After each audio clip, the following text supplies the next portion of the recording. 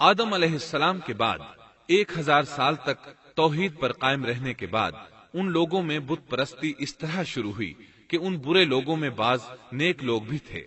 یہ برے لوگ ان نیک لوگوں سے بہت محبت کرتے تھے اور ان سے تقرب حاصل کرتے تھے، ان کی شان میں بہت مبالغہ کرتے تھے، جیسا کہ آج کل بعض لوگ علماء اور صالحین کی مدح سرائی میں زمین و آسمان کے قلابے ملاتے ہیں۔ یہی چیز بعد میں شرک کا ذریعہ بنی۔ امام بخاری رحمت اللہ علیہ نے سورہ نوح آیت 23 میں اللہ کے فرمان وَقَالُوا لَا تَذَرُنَّ آلِهَتَكُمْ وَلَا تَذَرُنَّ وَدًّا وَلَا سُوَاعًا وَلَا يَغُوثَ وَيَعُوقَ وَنَسْرًا، اور انہوں نے کہا کہ ہرگز اپنے معبودوں کو نہ چھوڑنا اور نہ ود اور سوا اور یغوث اور یعوق اور نصر کو چھوڑنا کی تفسیر کرتے ہوئے ابن عباس رضی اللہ عنہما سے روایت کی ہے۔ وہ فرماتے ہیں کہ یہ نوح علیہ السلام کی قوم کے بعض نیک آدمیوں کے نام ہیں۔ جب وہ فوت ہو گئے تو شیطان نے ان کی قوم کے دل میں یہ بات ڈال دی کہ جہاں وہ حضرات بیٹھا کرتے تھے وہاں ان کے بت بنا کر رکھ دو اور ان کو وہی نام دو جو ان بزرگوں کے تھے۔ انہوں نے ایسا ہی کیا اور پتھر کے بت بنا کر ان کے نام ان بزرگوں والے رکھ دیے۔ اس وقت تو بتوں کی پوجا نہ ہوئی، لیکن جب یہ لوگ فوت ہو گئے اور علم مٹ گیا تب ان کی پوجا ہونے لگی۔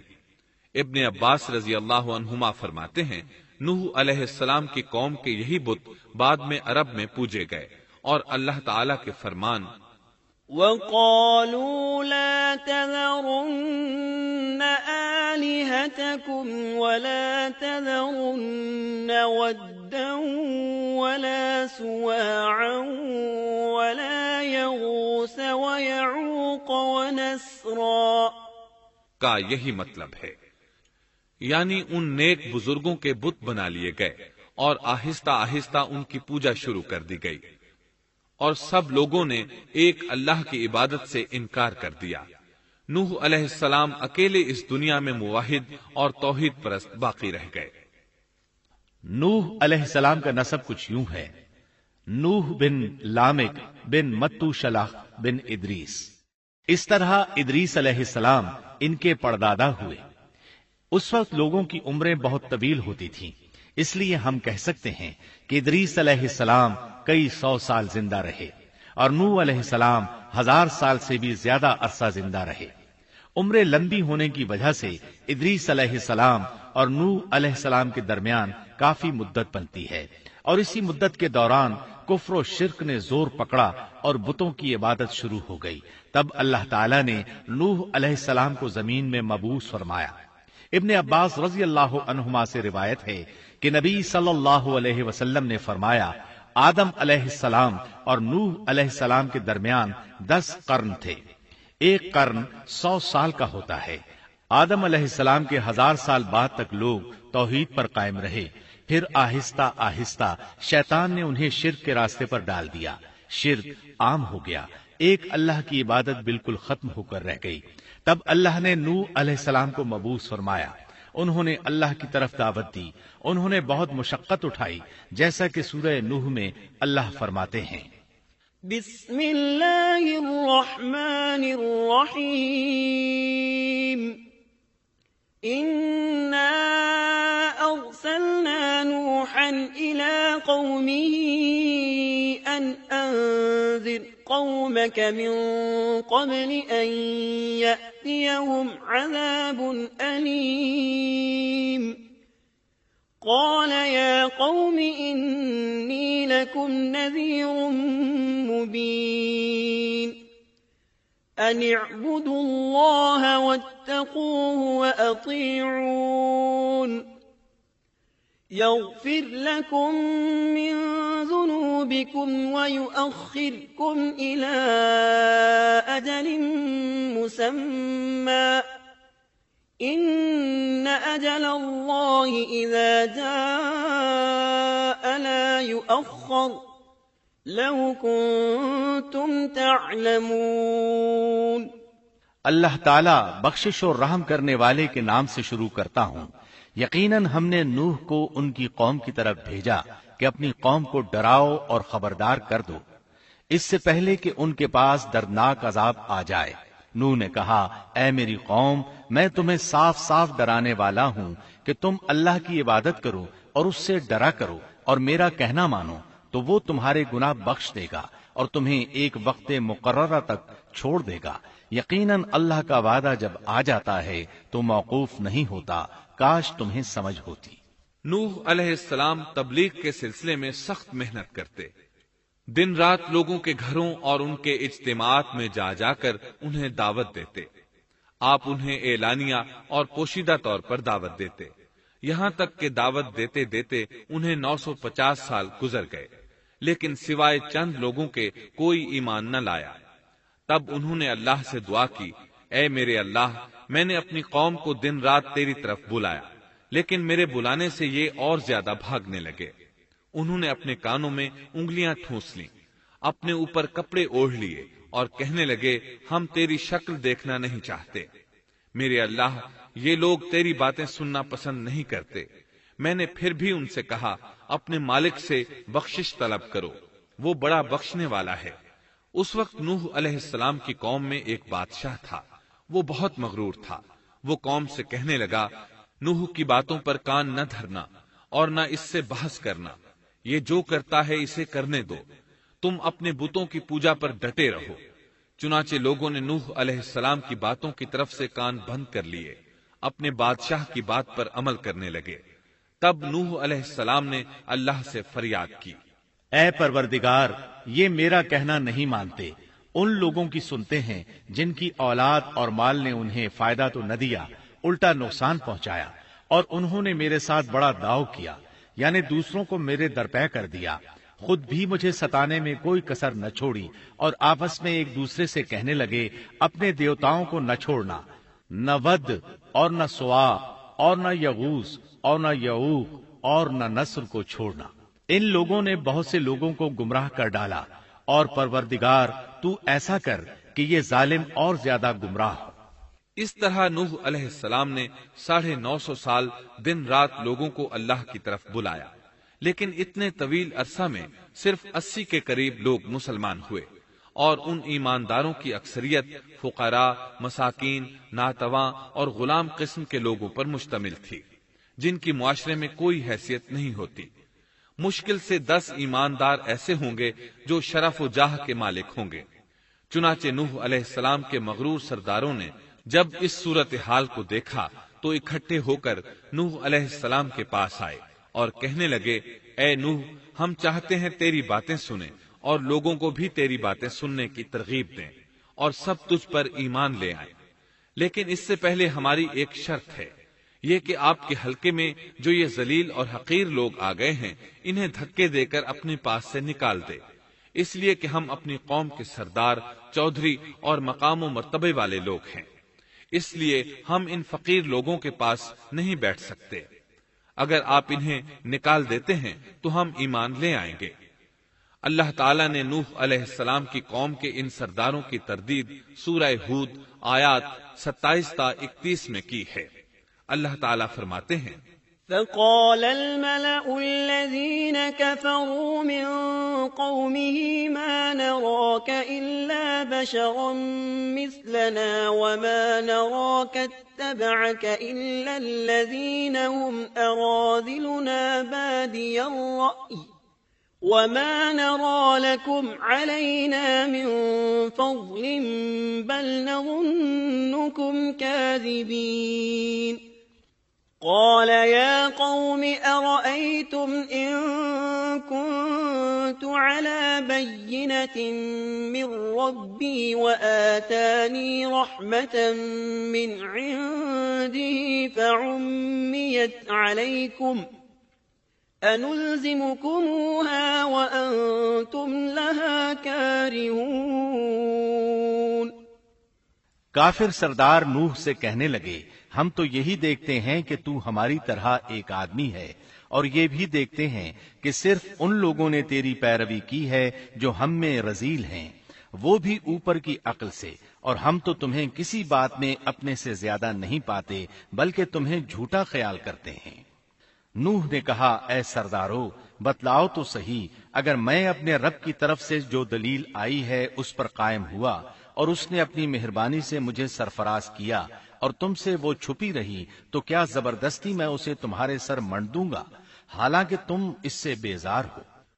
وَيَا قَوْمِ لَا أَسْأَلُكُمْ عَلَيْهِ مَالًا إِنْ أَجْرِيَ إِلَّا عَلَى اللَّهِ وَمَا أَنَا بِطَارِدِ الَّذِينَ آمَنُوا إِنَّهُمْ مُلَاقُو رَبِّهِمْ وَلَكِنِّي أَرَاكُمْ قَوْمًا تَجْهَلُونَ وَيَا قَوْمِ مَنْ يَنْصُرُنِي مِنَ اللَّهِ إِنْ طَرَدتُّهُمْ أَفَلَا تَذَكَّرُونَ وَلَا أَقُولُ لَكُمْ عِنْدِي خَزَائِنُ اللَّهِ وَلَا أَعْلَمُ الْغَيْبَ وَلَا أَقُولُ لَكُمْ إِنِّي مَلَكٌ وَلَا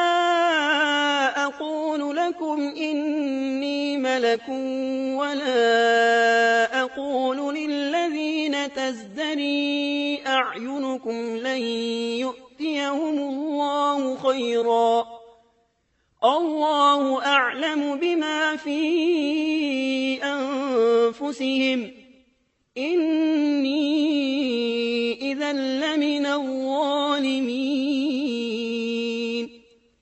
میری قوم والو، میں تم سے اس پر کوئی مال نہیں مانگتا، میرا ثواب تو صرف اللہ تعالیٰ کے ہاں ہے، نہ میں ایمانداروں کو اپنے پاس سے نکال سکتا ہوں، انہیں اپنے رب سے ملنا ہے، لیکن میں دیکھتا ہوں کہ تم لوگ جہالت کی بات کر رہے ہو۔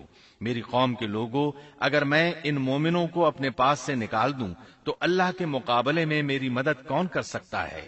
کیا تم کچھ بھی غور و فکر نہیں کرتے؟ میں تم سے یہ نہیں کہتا کہ میرے پاس اللہ کے خزانے ہیں اور میں غیب کا علم بھی نہیں رکھتا، نہ میں یہ کہتا ہوں کہ میں کوئی فرشتہ ہوں، نہ میرا یہ قول ہے کہ جن پر تمہاری نگاہیں ذلت سے پڑ رہی ہیں اللہ تعالیٰ انہیں کوئی نعمت دے گا ہی نہیں، ان کے دل میں جو ہے اللہ اسے بخوبی جانتا ہے، اگر میں ایسی بات کہوں تو یقیناً میرا شمار ظالموں میں سے ہوگا۔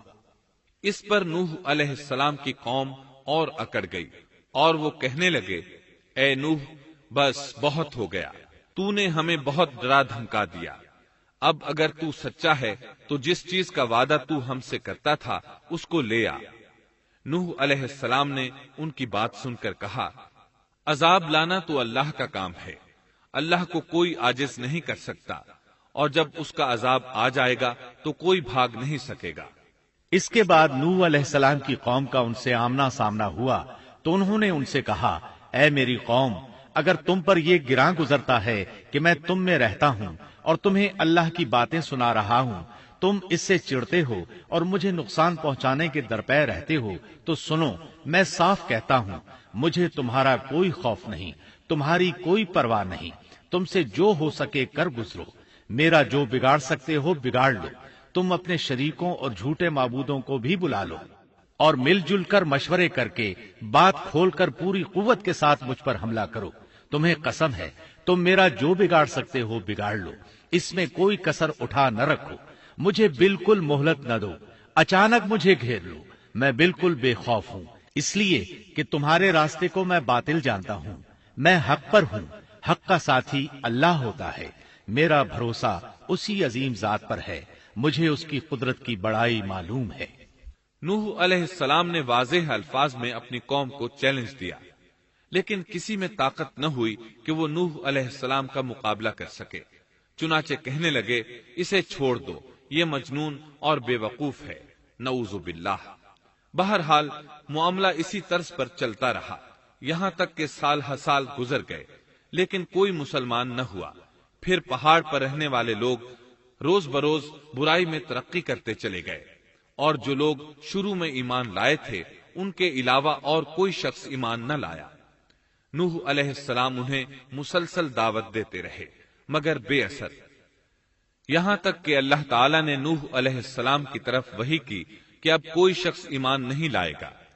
اللہ تعالیٰ سورہ ہود میں فرماتے ہیں، وَأُوحِيَ إِلَى نُوحٍ أَنَّهُ لَن يُؤْمِنَ مِن قَوْمِكَ إِلَّا مَن قَدْ آمَنَ فَلَا تَبْتَئِسْ بِمَا كَانُوا يَفْعَلُونَ۔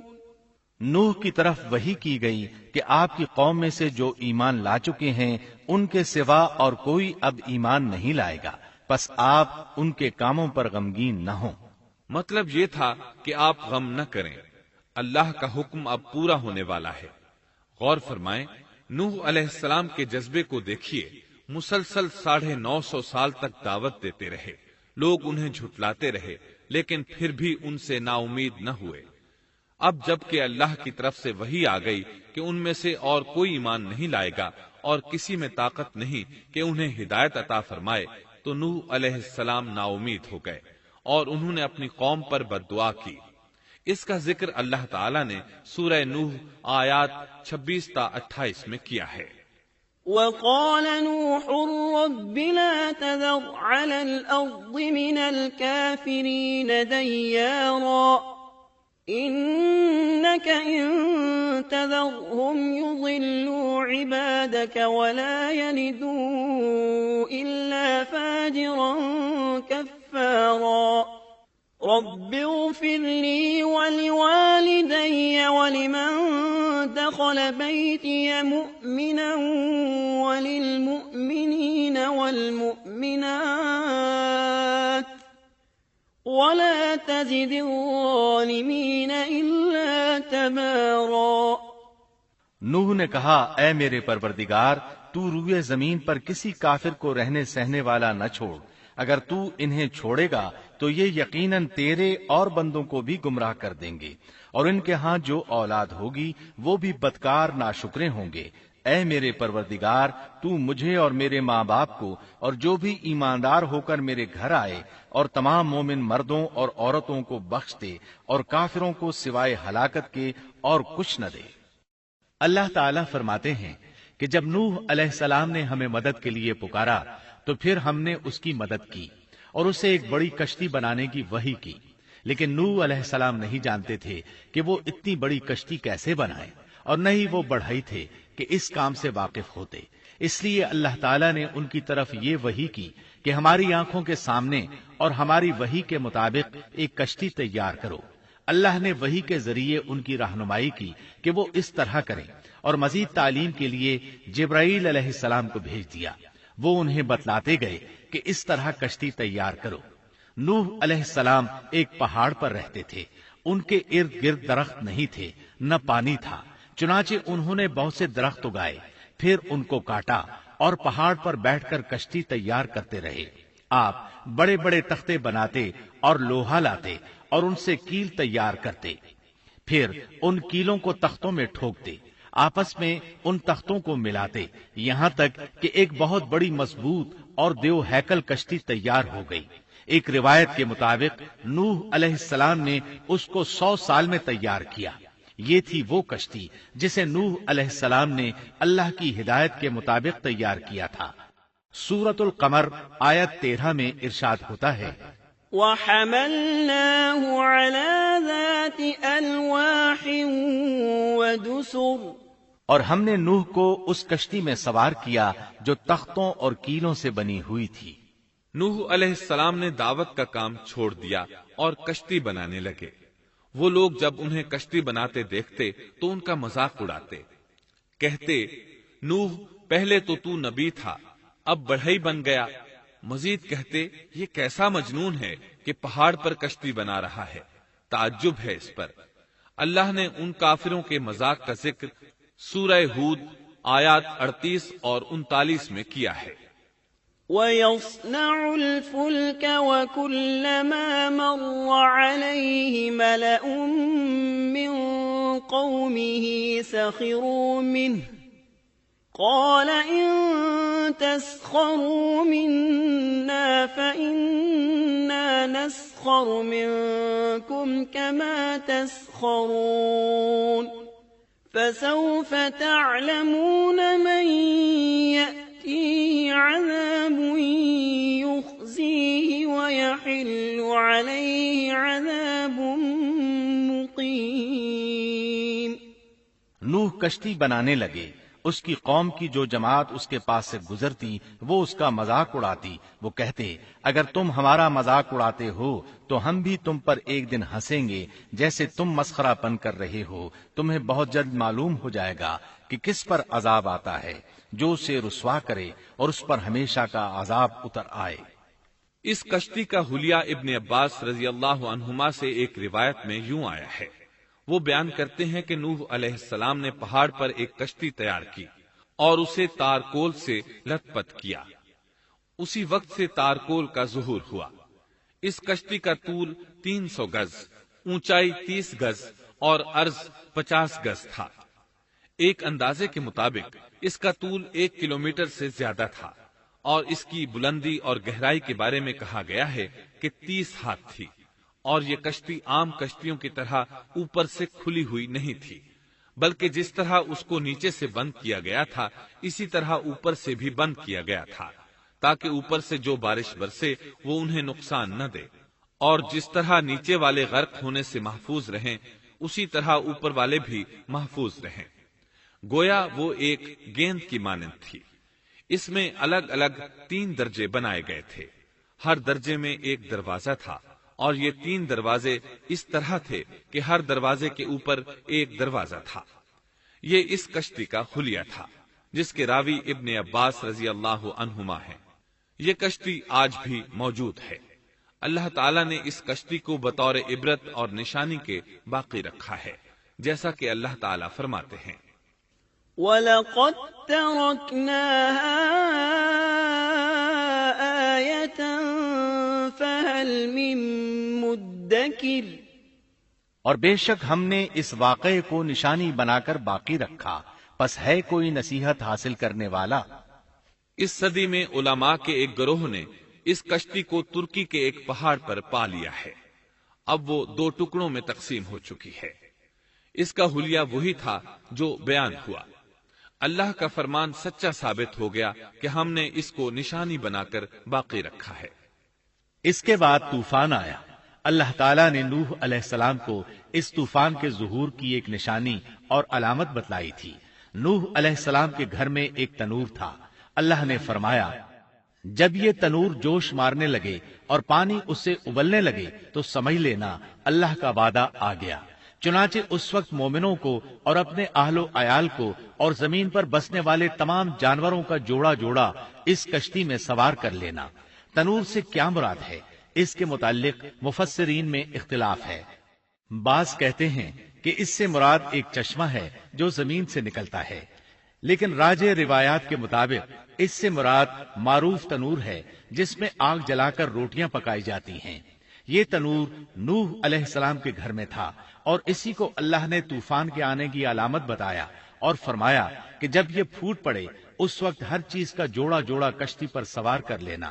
اللہ تعالیٰ سورہ ہود آیت 40 میں فرماتے ہیں حَتَّى إِذَا جَاءَ أَمْرُنَا وَفَارَتِ النُّورُ قُلْ نَحْمِلْ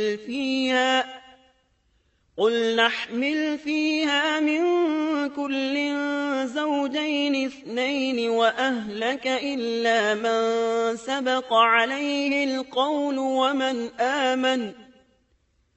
وَمَا آمَنَ مَعَهُ إِلَّا قَلِيلٌ۔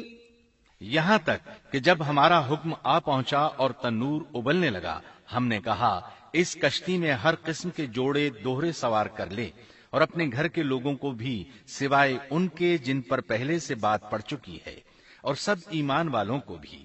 اس کے ساتھ ایمان لانے والے بہت ہی کم تھے۔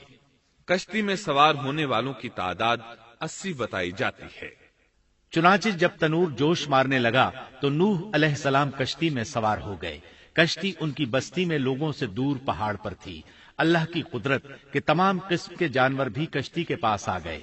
نوح علیہ السلام نے انہیں بھی سوار کر لیا۔ اللہ تعالیٰ سورۃ القمر آیات 11 اور 12 میں فرماتے ہیں، ففتحنا أبواب السماء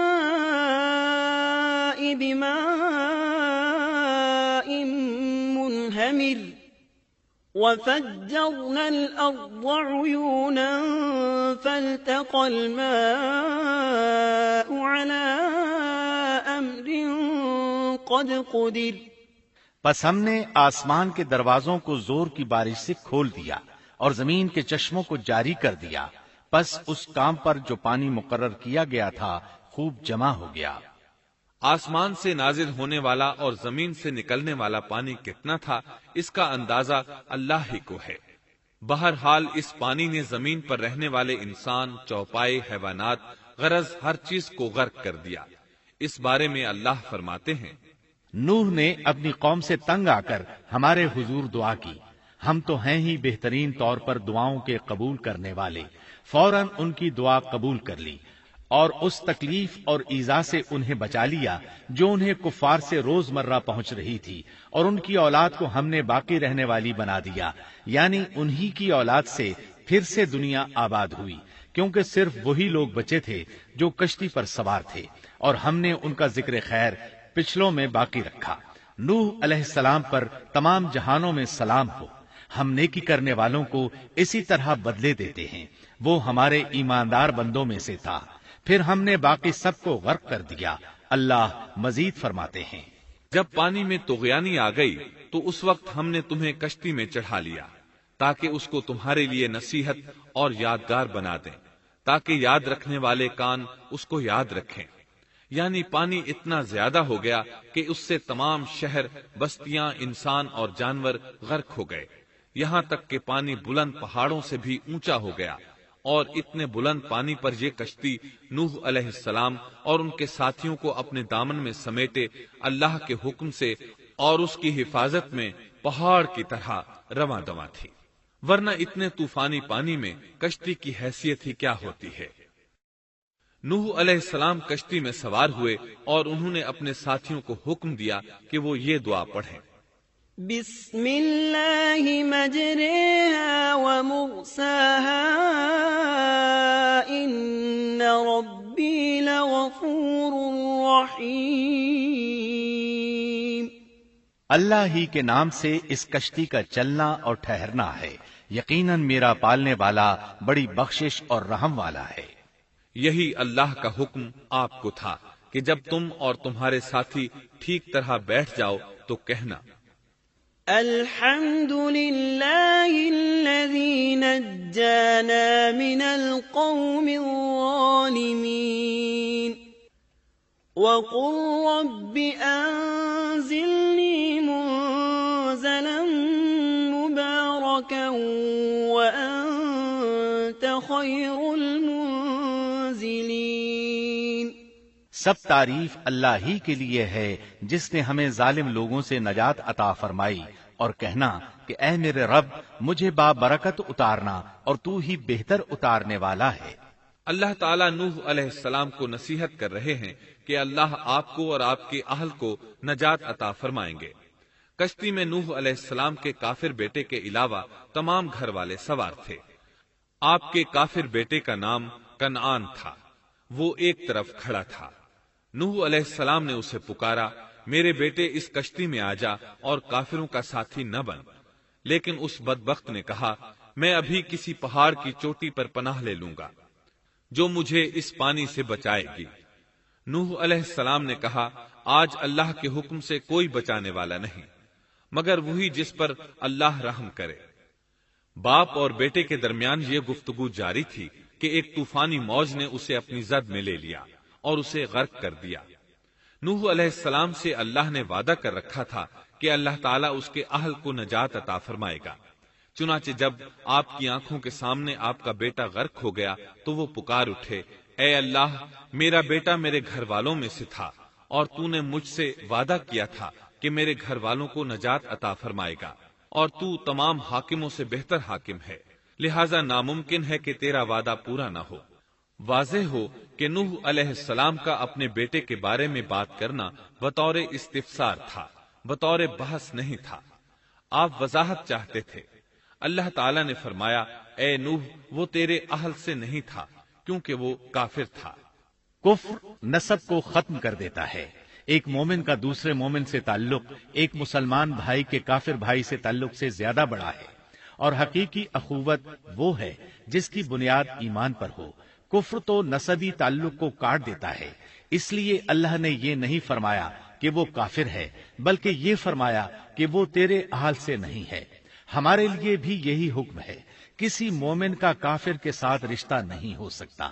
اس کے ساتھ اللہ نے نوح علیہ السلام کو نصیحت فرمائی کہ آپ ہرگز وہ چیز نہ مانگیں جس کا آپ کو مطلقاً علم ہی نہ ہو، اور ہم آپ کو نصیحت کرتے ہیں کہ جاہلوں میں اپنا شمار کرانے سے باز رہیں۔ جب نوح علیہ السلام یہ بات جان گئے کہ ان کا سوال واقعے کے مطابق نہیں تھا تو فوراً اس سے رجوع کر لیا اور اللہ تعالیٰ سے اس کی رحمت اور مغفرت کے طالب ہوئے۔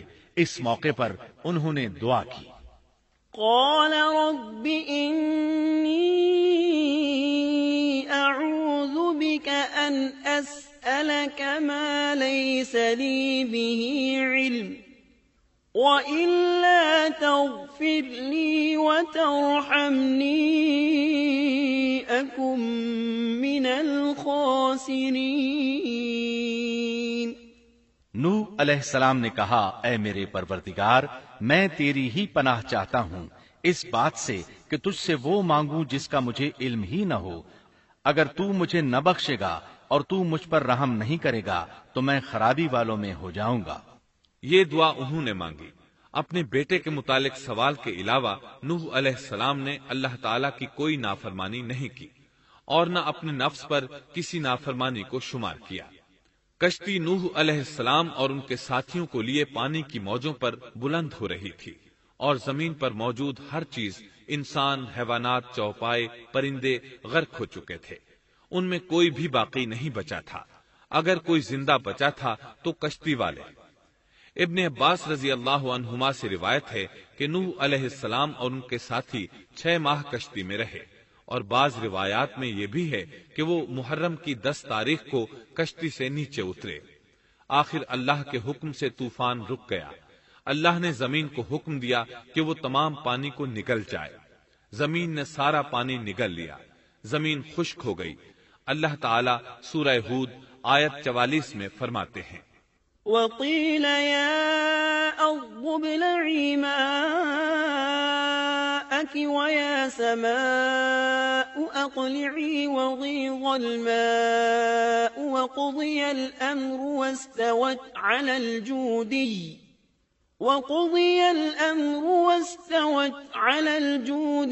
وقيل بعدا للقوم الظالمين۔ اور فرما دیا گیا کہ اے زمین اپنے پانی کو نگل جا، اور اے آسمان بس کر تھم جا۔ اسی وقت پانی سکھا دیا گیا اور کام پورا کر دیا گیا، اور کشتی جودی نامی پہاڑ پر جا ٹھہری، اور فرما دیا گیا کہ ظالم لوگ اللہ کی رحمت سے دور ہیں۔ کشتی جودی پہاڑ پر جا کر ٹھہر گئی۔ اب انہیں حکم ہوا کہ سلامتی کے ساتھ کشتی سے اتر آئے۔ آپ پر بھی برکت نازل ہوگی، اور ان قوموں پر بھی جو آئندہ آپ کی نسل سے پیدا ہوں گی، اور آپ کی نسل میں سے کچھ لوگ ایسے بھی ہوں گے جنہیں ہم فائدہ تو ضرور پہنچائیں گے، پھر انہیں ہماری طرف سے دردناک عذاب پہنچے گا۔ بہت سی روایات میں یہ بات مذکور ہے کہ نوح علیہ السلام ایک لمبی مدت یعنی 6 ماہ کشتی میں طوفان تھم جانے کا انتظار کرتے رہے۔ آپ نے طوفان کے حالات معلوم کرنے کے لیے ایک کبوتر بھیجا جو واپس آ گیا۔ اسے پاؤں رکھنے کو جگہ نہ ملی۔ اسے دوبارہ بھیجا گیا تو وہ پھر واپس آ گیا۔ چند دن بعد اسے پھر بھیجا گیا تو وہ اپنی چونچ میں زیتون کی ایک ٹہنی لیے ہوئے تھا۔ اس سے نوح علیہ السلام نے معلوم کر لیا کہ پانی زمین سے کچھ ہی اونچا رہ گیا ہے اور درخت وغیرہ اگ چکے ہیں۔ کچھ دن بعد اسے پھر بھیجا گیا۔ اس مرتبہ وہ واپس لوٹا تو اس کے پاؤں خاک آلود تھے۔ نوح علیہ السلام نے سمجھ لیا کہ طوفان رک گیا اور زمین خشک ہو چکی ہے۔ سیرت کی کتب میں یہ واقعہ موجود ہے۔ اسی کی بنیاد پر سیرت نگاروں کا کہنا ہے کہ کبوتر کا آنا سلامتی کی علامت تھا، اور اس کی چونچ میں زیتون کی ٹہنی نوح علیہ السلام کی بادشاہت کی طرف اشارہ تھا۔ اس طرح نوح علیہ السلام زمین پر اتر آئے۔ اس وقت اولاد آدم میں سے کوئی انسان سوائے ان لوگوں کے زندہ نہیں بچا تھا۔ جزیرہ عرب، فلسطین اور ان کے ارد گرد کا علاقہ غرق ہونے سے محفوظ رہا۔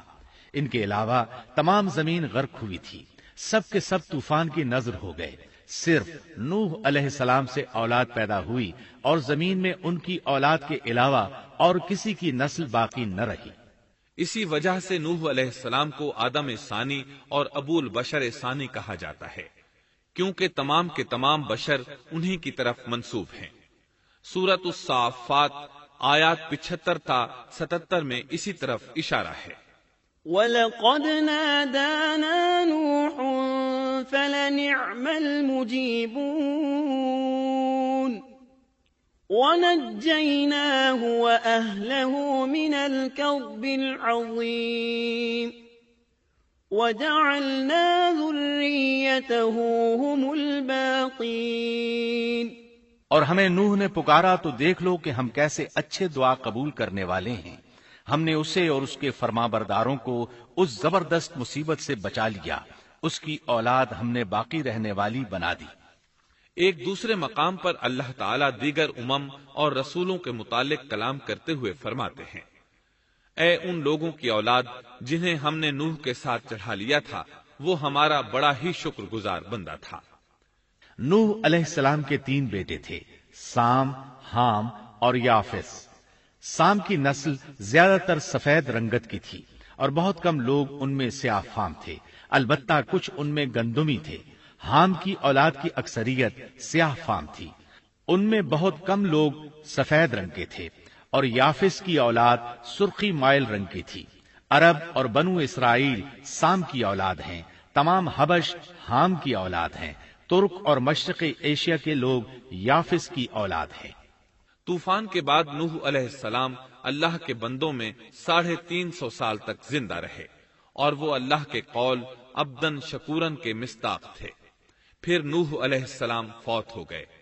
راجح ترین روایات کے مطابق آپ مکہ میں دفن ہوئے۔ ایک دوسری روایت کے مطابق آپ لبنان میں دفن ہوئے۔